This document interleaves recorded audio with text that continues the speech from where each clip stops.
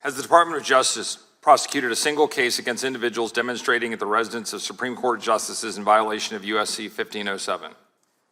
I'm not aware that there's been a case brought under that particular statute. So the answer is no. Does the purposeful movement of human beings and dangerous narcotics to the tune of 107,000 dead Americans across our border by armed and organized cartels pose a danger to the national security of the United States? So I'm not familiar with the facts that you're referring to. You're not familiar with cartels and their involvement with 107,000 dead Americans related to fentanyl. You don't believe that you can't comment on whether that poses a danger to the national security of the United States?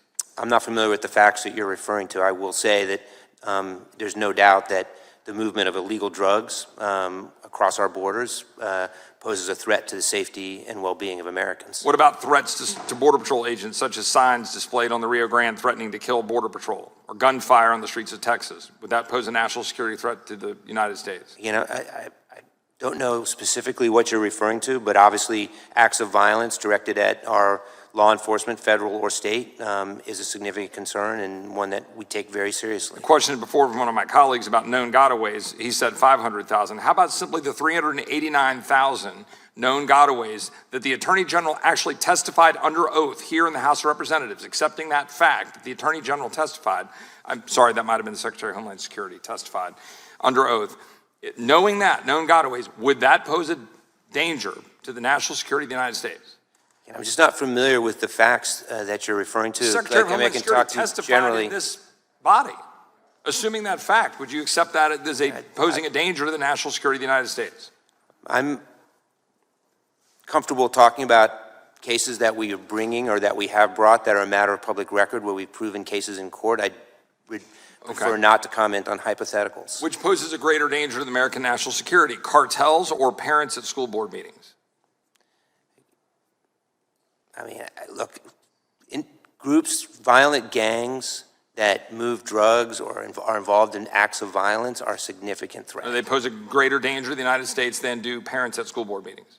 I would certainly have to agree with that. I would agree that as a general proposition, being a parent myself, I thank you for that. Gangs and violent groups pose a greater threat to the American people. I thank you for that. That's a serious question. Is the Department of Justice still operating under the memorandum issued by the Attorney General Merrick Garland on October 4th, 2021, in which he said, disturbing, quote, disturbing spike in harassment, intimidation, and threats of violence to school boards? Are they still operating under that memorandum? The Attorney General's guidance from last fall continues still in effect. Yes, sir. And the press release that was issued, Justice Department addresses violent threats against school officials and teachers. Your division is mentioned. Why? So the National Security Division is part of a broader array of components of the Justice Department that are part of that effort to ensure that people who serve on local school boards or other bodies are safe. You think parents at school boards rise to the level of the National Security Division at the Department of Justice? I certainly think it's possible that there could be a threat or an act of violence against somebody in a local office, whether it's city council or school board, that might reflect a domestic violent extremist attack. So you're saying yes. Is it appropriate to use the Patriot Act against parents? So the Patriot Act is a variety of tools. I can't talk about it in the abstract. Did the National School Boards Association recommend the use of the Patriot Act and describe that the actions of parents at school boards are the equivalent to domestic terrorism preceding the memo issued by the Department of Justice? I don't know.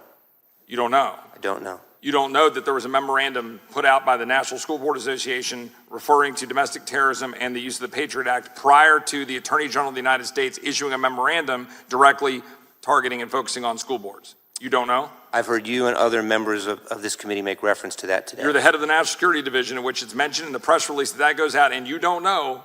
You don't know. You're testifying under oath here before us that you don't know anything about that. No, I've heard of that letter. I don't know exactly what it says. Do you support the tagging of alleged threats involving schools or school boards as edu officials, as was made public via whistleblower? So I think how the FBI characterizes its cases is a question that's better posed to the FBI. If you enjoyed this video, hit like and subscribe to our channel so you'll be sure to see similar videos from BlazeTV with the added bonus of signaling YouTube that your voice and opinion still matters. And if you're looking for more great conservative content, check out one of the 2 videos suggested here.